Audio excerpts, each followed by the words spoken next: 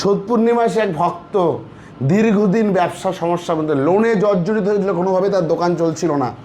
সে মাকে একদিন মন্দিরে এসে বলে গেছে, মা তুই আমার ব্যবসা ঠিক কর। তার ব্যবসা আজকে খুব ভালো চলছে। সে সামান্য মায়ের জন্য পুজো এবং প্রণামী পাঠিয়েছে, সেটা আমরা মাকে দেব এবং মা সেটা গ্রহণ করবে। মা এইভাবেই তুই যুগ যুগ ধরে তুই ভক্তের মনোবাসনা পূর্ণ করিস এবং তোর কাছে যে যা চাইবে এইভাবে যেইভাবে তুই এতদিন দিয়ে এসছিস সেইভাবে নে। ভক্তের দেওয়া, সন্তানের দেওয়া সামান্য প্রসাদ ভক্তি করে তুই গ্রহণ কর, শ্রদ্ধার সাথে গ্রহণ কর।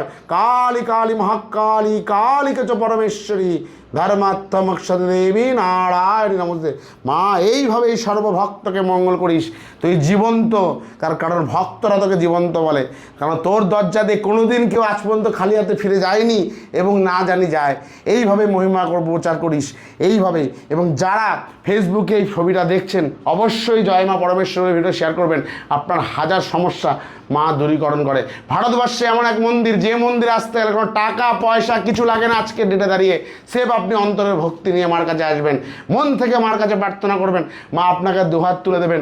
খালি হাতে সে এসে বলবেন মা আমাকে তুই এটা দে, তাই ঝুড়ি ভরে নিয়ে যাবেন। জয় মা পরমেশ্বরী।